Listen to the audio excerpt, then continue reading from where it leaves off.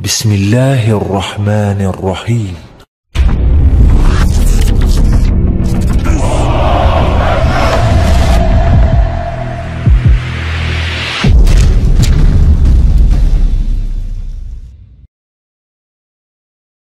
Bismillahirrahmanirrahim.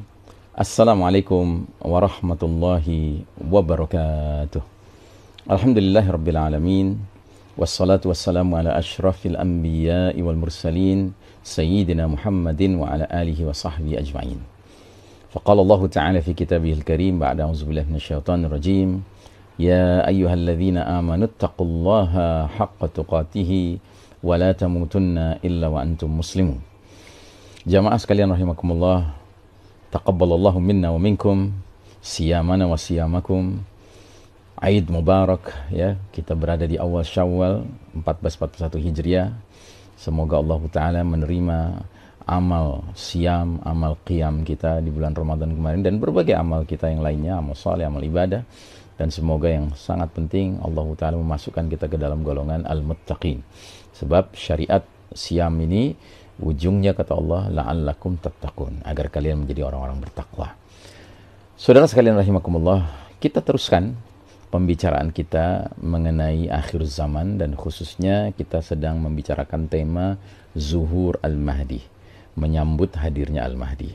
Dan kita sekarang sedikit menzoom, ya, memfokus pembicaraan kita kepada proses pembaiatan paksa Al-Mahdi. Ya, ini pertanyaan penting harus kita ajukan. Mengapa Al-Mahdi dibaiat dengan paksaan?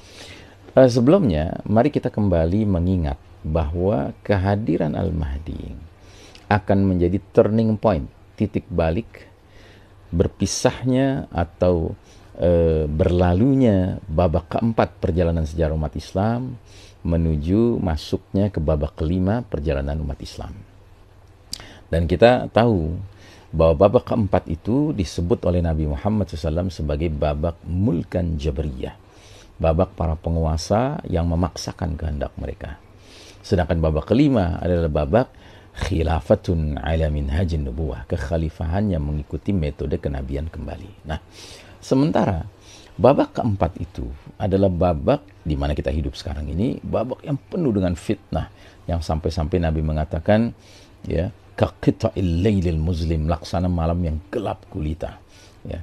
Nah, dalam situasi yang seperti ini, tentu sangat sulit membayangkan proses kaderisasi pembentukan pemimpin muslim itu bisa berjalan secara optimal, tidak mungkin. Ya.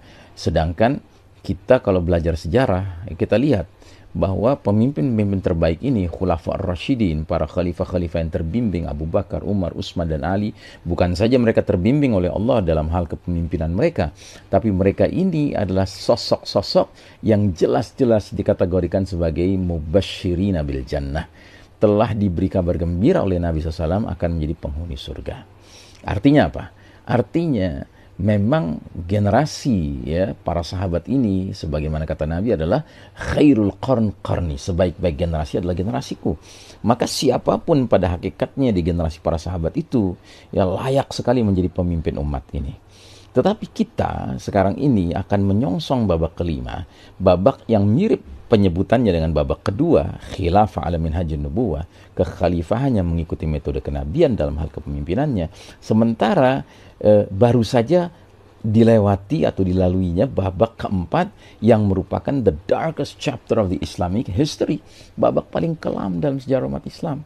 Tidak ada nabi di tengah-tengah kita, sehingga tidak ada proses tarbiyah nabawiyah yang benar-benar asli sebagaimana dahulu Nabi mentarbiyah langsung para sahabat.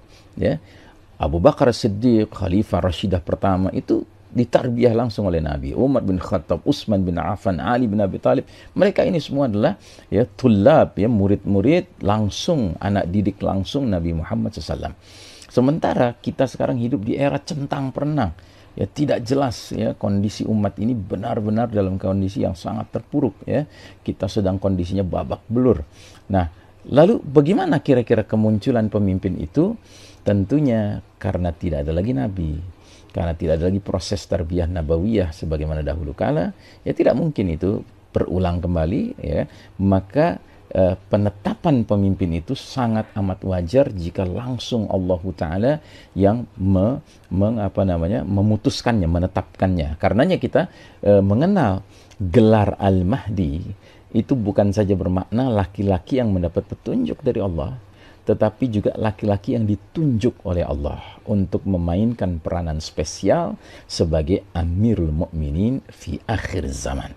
Karenanya kalau kita baca hadis-hadis mengenai pembaiatan Al-Mahdi, ya, dia itu berlangsung dengan paksaan, ya. Yubai'unahu wa huwa karihun. Mereka membaiatnya sedangkan dia dalam keadaan tidak menyukainya, tidak menginginkannya. Jadi dia dibaiat paksa, ya. Lalu siapa yang membaiat mereka? Siapa yang membaiat beliau ini, Al-Mahdi ini? Yang membaiatnya adalah orang-orang yang dipilih langsung oleh Allah, ya, yang terdiri dari jumlah yang kata Nabi mithlu ahli Badar, seperti jumlah pasukan perang Badar, yaitu 313 orang kurang lebih, ya. Dan mereka ini kumpulan orang-orang yang disebutkan dalam sebuah hadis, laisat lahum mana'atun wala adadun wala uddatun. Mereka tidak memiliki proteksi imunitas. Ya, mereka bukan pejabat-pejabat tinggi yang punya kekebalan diplomatik. Ya, mereka bukan kepala-kepala negara. Mereka bukan panglima-panglima militer negara-negara tertentu. Tidak. Mereka bukan pejabat-pejabat formal, tapi mereka adalah orang-orang alim, orang-orang soleh, ya, dari tengah umat ini yang memang selama ini punya kepedulian terhadap permasalahan umat ini dan kepedulian terhadap permasalahan hadirnya Amirul Mukminin fi akhir zaman, sehingga Allah pertemukan mereka, Allah datangkan mereka pada waktu yang tepat, pada lokasi yang tepat, yaitu Masjidil Haram, ya, di depan Ka'bah, ya kan, untuk kemudian Allah persatukan hati mereka, Allah buat mereka memiliki kemufakatan, kesepakatan hati untuk menunjuk laki-laki ini, ya, sebagai pemimpin mereka, ya. Sehingga dikatakan dalam hadisnya, sewaktu dia akan dibaiat, dia menolak, ya. Lalu mereka karena sangat yakin inilah laki-laki tersebut, mereka justru sampai mengeluarkan ancaman bunuh, ya. Kalau engkau menolak, ya, pembaiatan yang kami lakukan, kami akan pukul tengkukmu. Itu adalah istilah, kami akan bunuh engkau, ya. Jadi diancam bunuh, ya. Nah, sekarang pertanyaannya, mengapa dia perlu dibaiat dengan paksaan, ya? Setidak-tidaknya ada dua analisa. Analisa pertama, Al-Mahdi sebagai laki-laki yang ditunjuk Allah, ya, untuk menjadi Amirul Mukminin fi akhir zaman, pemimpinnya umat Islam di akhir zaman, yang akan mengajak umat ini keluar dari zulumat, ya, mulkan jabariyah, kegelapan era raja-raja yang memaksa ini, menuju nur khilafah ala minhajin nubuwah, cahaya kehidupan di bawah naungan kekhalifahan yang mengikuti metode kenabian. Tentunya dia adalah seorang laki-laki yang beriman, ya. Dan ciri khas orang beriman yang benar imannya adalah dia sadar diri bahwa dia tidak boleh memiliki ambisi kepemimpinan, ambisi kekuasaan, ya. Seorang mukmin sangat faham hadis Nabi yang mengatakan al-imaratu fitnatun fid dunya wa nadamatun wa khizyun fil akhirah. Posisi jabatan itu adalah potensi fitnah di dunia dan potensi penyesalan dan kehinaan di akhirat nanti. Jadi dia menolak karena sadar bahwa tidak boleh seorang mukmin itu memiliki ambisi kepemimpinan, ya. Beda sekali dengan manusia-manusia produk babak keempat ini, semua berlomba-lomba, berambisi ingin menjadi penguasa, ingin jadi pemimpin, ya. Dengan cara apapun dia lakukan, kampanye dan sebagainya dia lakukan, ya. Dia keluarkan biaya sebesar-besarnya untuk bisa mendapatkan posisi di tengah hati masyarakat agar mau memilihnya sebagai pemimpin. Tapi tidak dengan orang yang beriman.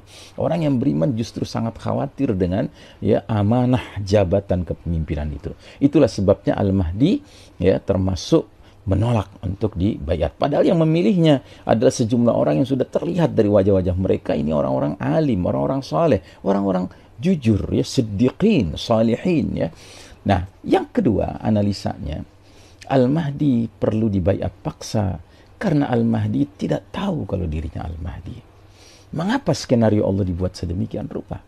Karena Allah Ta'ala ingin memelihara Al-Mahdi.